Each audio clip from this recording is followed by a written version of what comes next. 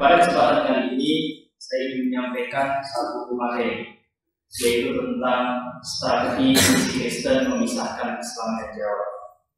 Judul ini, jadi strategi misi Kristen memisahkan Islam dan Jawa, ini sebenarnya adalah judul buku yang sudah saya tulis beberapa tahun yang lalu, sekitar tahun 2010. Buku ini saya tulis awalnya itu untuk menjawab beberapa syubhat yang sudah dilontarkan oleh salah seorang tokoh Kristen yang dia mencoba untuk merangkul Jawa. Jadi Jawa itu seolah-olah Jawa dengan masyarakatnya, dengan budayanya, itu seolah-olah dekat dengan kekristenan.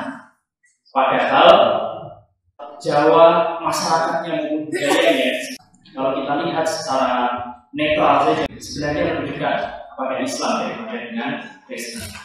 Kajian kita pada malam hari ini adalah salah satu upaya untuk mencoba mendudukkan perkara yang sebenarnya itu seperti apa. Jadi kalau menurut Muhammad Nasir, salah satu tokoh Muslim, beliau adalah pendiri Dewan Dakwah. Beliau menyebutkan tantangan yang kita hadapi sekarang ini setidaknya ada 3 gelombang. Yang pertama itu adalah gerakan pemurtadan. Kalau gerakan pemurtadan ini bisa kita lihat dan mungkin bisa kita saksikan, bisa kita baca dalam media-media Muslim. Gerakan pemurtadan ini merupakan gerakan untuk mengkonversi dari masyarakat kita agar menjadi penganut agama lain. Meskipun demikian, gerakan pemurtadan tidak harus didefinisikan sebagai gerakan konversi.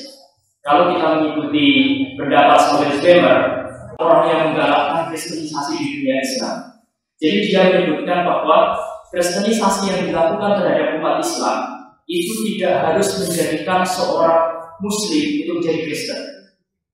Tetapi kristenisasi itu bisa dilakukan sampai, jadi kristenisasi itu sudah bisa dikatakan berhasil ketika seorang Muslim itu sudah menjadi confused, menjadi bingung dengan akidahnya sendiri, dengan ajaran agamanya sendiri.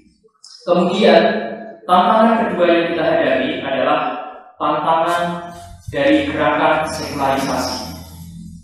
Dan tantangan dari gerakan sekularisasi ini merupakan tantangan yang barangkali pada masa kita sekarang ini merupakan satu tantangan yang sangat kita rasakan. Adanya upaya liberalisasi, kemudian penyebaran paham-paham seperti pluralisme agama, multikulturalisme dan sebagainya yang sekarang banyak terjangkit di masyarakat kita. Bahkan mungkin dari hasil dari gerakan sekularisasi ini bahkan ada yang secara tidak sadar itu kemudian menjadi bagian dari cara berpikir masyarakat kita. Kemudian yang ketiga adalah gerakan ateisasi. Gerakan ateisasi itu adalah upaya, jadi satu upaya untuk mengembalikan masyarakat kita, masyarakat Islam, agar kembali kepada kepercayaan kuno pada zaman sebelum Islam.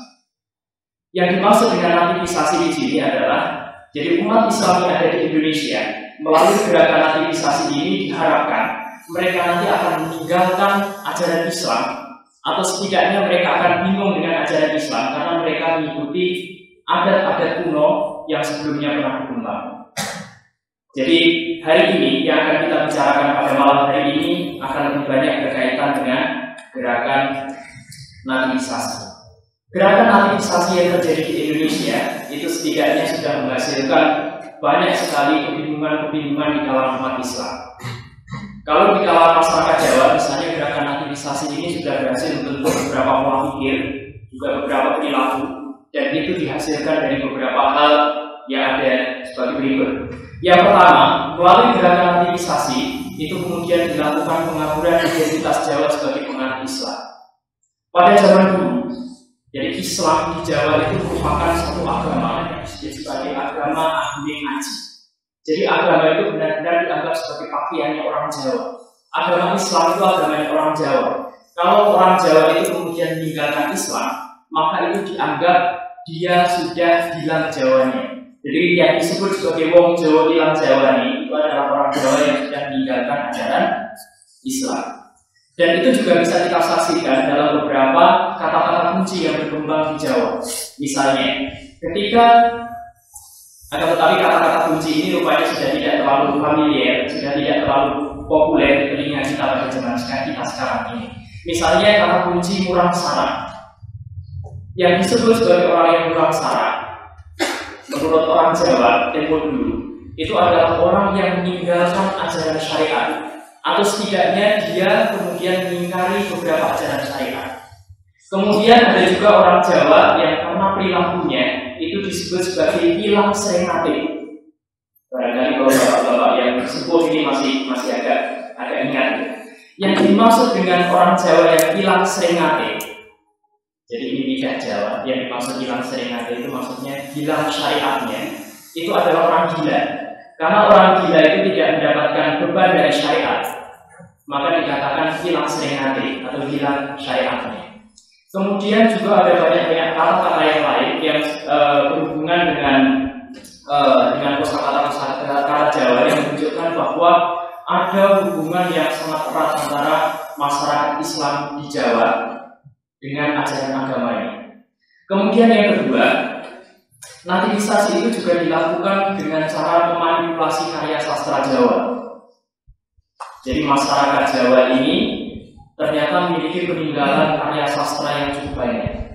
Tetapi kemudian banyak dilakukan manipulasi terhadap karya sastra ini yang tujuannya adalah untuk menghilangkan sentuhan Islam dalam karya sastra yang ada di Jawa.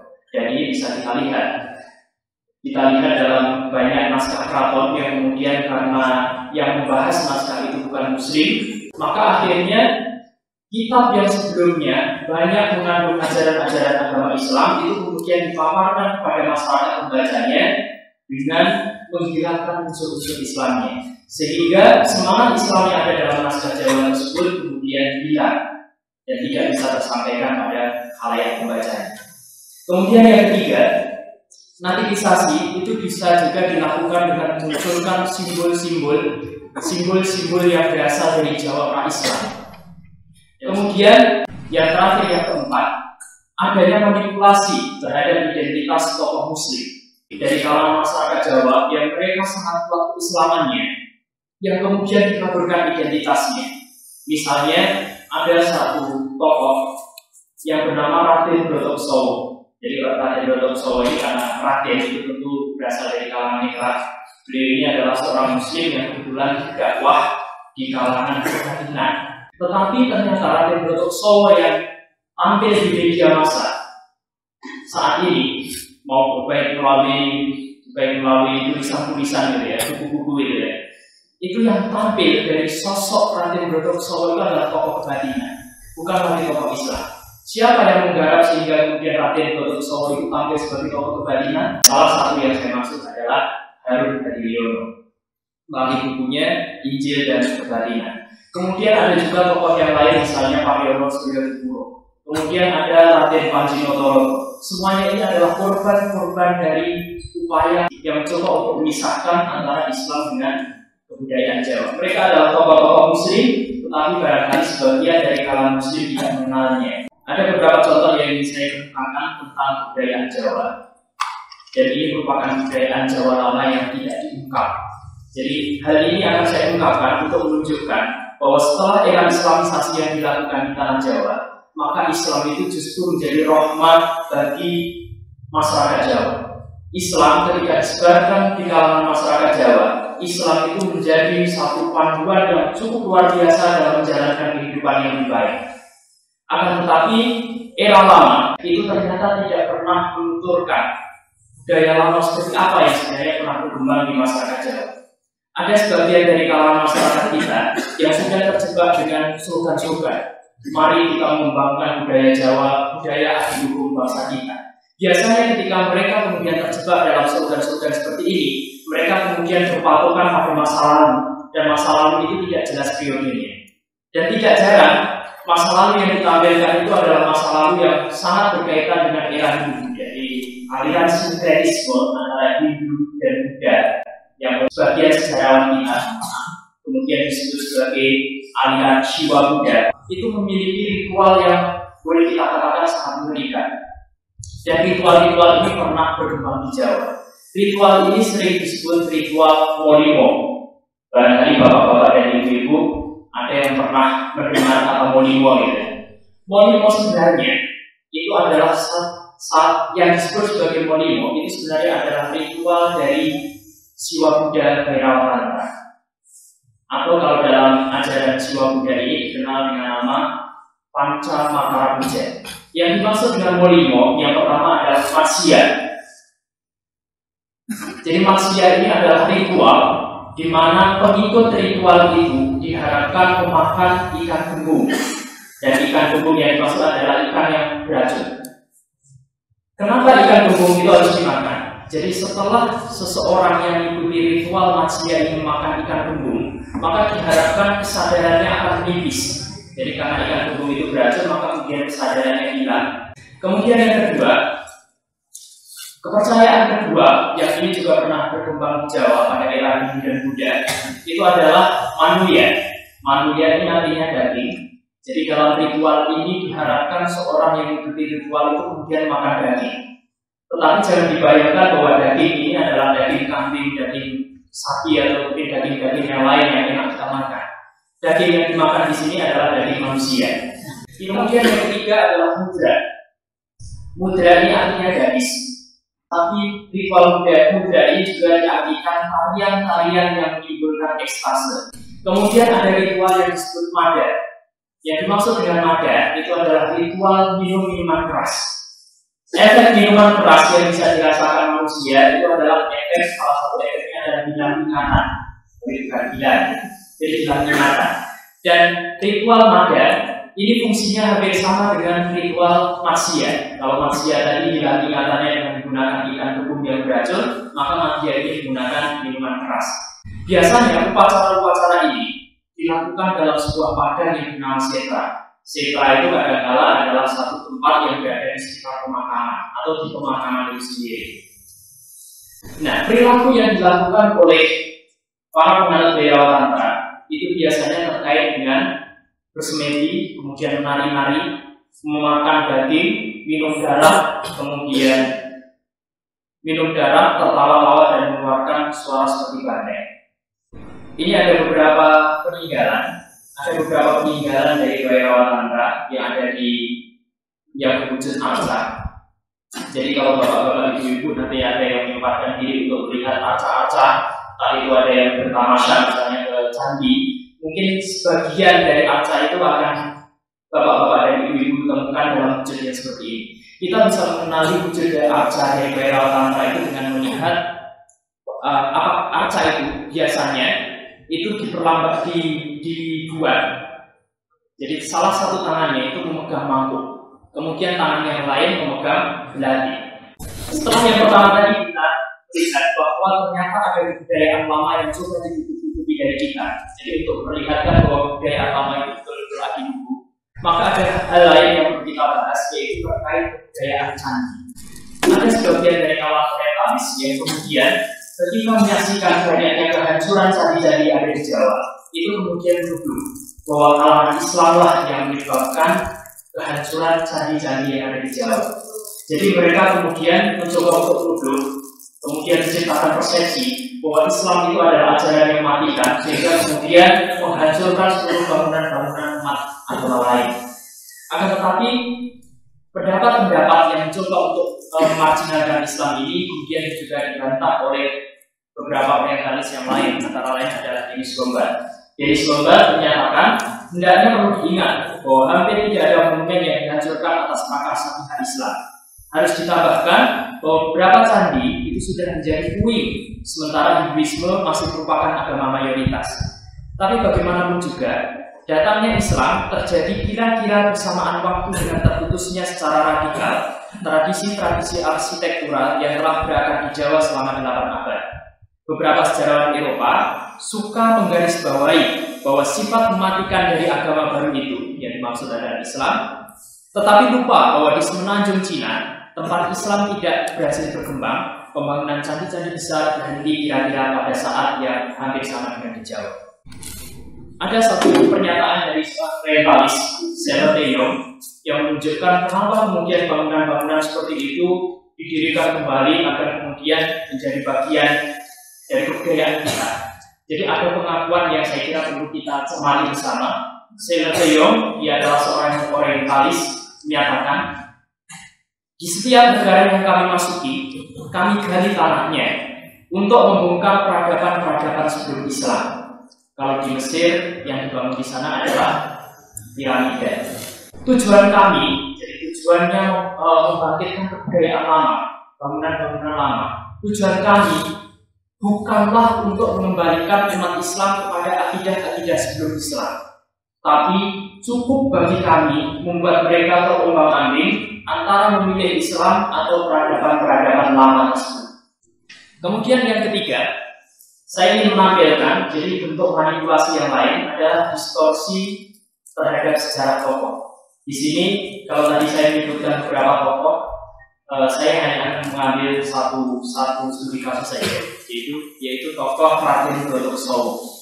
Sampai hari ini, barangkali mungkin sudah tidak semua dari kita mengenal siapa Brotokesowo, ya. Jadi perlu saya terangkan. Jadi sampai hari ini Brotokesowo ini dianggap sebagai tokoh kebatinan yang paling terkemuka. Karena apa? Karena Brotokesowo ini banyak memiliki tulisan, dan tulisan-tulisannya ini diterbitkan sendiri kemudian dijual kepada masyarakat, pada zamannya. Kenapa kemudian muncul satu anggapan bahwa Brotokesowo ini adalah tokoh kebatinan? Rupanya ini juga melalui proses rekayasa, dan rekayasa ini didukung oleh beberapa tokoh, diantaranya adalah Dr. Harun Hadiono dalam tulisannya yang berjudul Kebatinan dan Injil. Jadi Raden Brotokesowo itu kemudian karena ada buku yang sudah membahas gitu ya, dan buku ini rupanya tidak ada yang menjawab gitu ya. Jadi buku ini sudah tersebar luas, kemudian tidak ada yang menjawab gitu. Maka akhirnya Raden Brotokesowo yang sebenarnya adalah seorang muslim, bahkan dia adalah seorang dai gitu ya, dai yang menjalankan aktivitasnya di kalangan masyarakat kebatinan, itu akhirnya lebih dikenal sebagai seorang tokoh kebatinan daripada sebagai seorang dai. Pandangan untuk menisbatkan bahwa Brotokesowo ini adalah seorang tokoh kebatinan itu biasanya hanya mengacu pada dua kitab yang ditulis oleh Brotokesowo. Yang pertama adalah bukunya yang berjudul Kunci Swargo, kemudian yang kedua adalah bukunya yang berjudul Birit Ilmi. Ilmi itu singkatan dari Iman, Tauhid, Ma'rifatullah, Islam. Nah, melalui dua bukunya ini maka kemudian tokoh Harun Hadiono ini mencoba menggiring opini pembacanya bahwa Raden Brotokesowo itu adalah seorang tokoh kebatinan. Padahal kalau kita menyaksikan dalam buku-buku yang lain, liciknya mereka itu hanya menampilkan dua buku saja. Padahal buku itu sebenarnya kalau dikaji lebih serius itu juga menunjukkan bahwa Brotokesowo itu seorang muslim. Akan tetapi karena hanya jadi opini itu digiring sedemikian rupa, maka akhirnya yang muncul adalah Brotokesowo itu adalah seorang tokoh kebatinan. Dalam salah satu bukunya, yaitu Serat Bayanul Khalid, jadi Brotokesowo kemudian memberikan pengakuan, dan ini tidak pernah dibahas dalam buku-buku yang mencoba untuk menisbatkan dia sebagai tokoh kebatinan. Saya ini sebelumnya adalah orang Islam statistik. Artinya kalau pada zaman kita mungkin bisa kita katakan Islam KTP lah gitu. Yang sama sekali tidak pernah belajar tentang hukum dan rukun agama Islam. Jadi saya ini tidak ada bedanya dengan orang yang tidak punya agama.